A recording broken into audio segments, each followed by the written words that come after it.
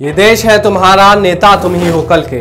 बचपन में आपने इसे सुना होगा और अब देश के विश्वविद्यालयों में इसे चरितार्थ में लाया जा रहा है। पिछले कई वर्षों में जिस तरह की घटनाएं देश के विश्वविद्यालयों में घट रही हैं, उससे आप भी परिचित होंगे और नतीजतन जो देश के विश्वविद्यालय कभी शिक्षा का मंदिर कहे जाते थे, वो आज सिर्फ राजनीति तक सिमट कर रह गए हैं। कभी जेएनयू, कभी बीएचयू, कभी एएमयू में देश विरोधी नारे और छात्रों पर लाठियां भांजने की कार्रवाई व घटना अब आम होकर रह गई है। देखा जाए तो प्रतिवर्ष हर विश्वविद्यालय से सैकड़ों छात्र नेता उभरते हैं और सिर्फ गिने चुने पद पर काबिज हो पाते हैं। चिंताजनक बात तो यह भी है कि छात्र संघ अध्यक्ष के पद की गरिमा अब गिरती व सिमटती जा रही है, क्योंकि अब छात्र संघ अध्यक्ष पद साथियों के हौसला बुलंद करने, बदहाल व्यवस्था को ठीक करने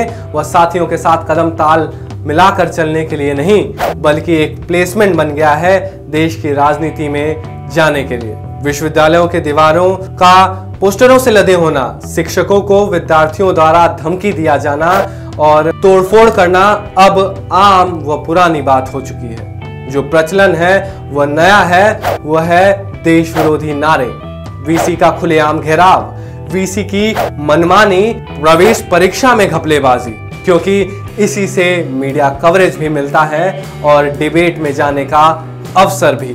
राजनीति को जिस तरह से यूनिवर्सिटीज में बढ़ावा दिया जा रहा है, उसी तरीके से गुंडागर्दी भी यूनिवर्सिटीज में बढ़ती जा रही है और अनुशासन के पाठ पढ़ाने वाले मंदिरों में अनुशासनहीनता का ग्राफ भी बढ़ता नजर आ रहा है। आप ही अंदाजा लगाइए कि चुनाव विश्वविद्यालय व कॉलेजों में होते हैं और प्रदेश के मंत्रिमंडल से लेकर तमाम बड़े नेताओं का जमावड़ा कैंपस में लगने लगता है।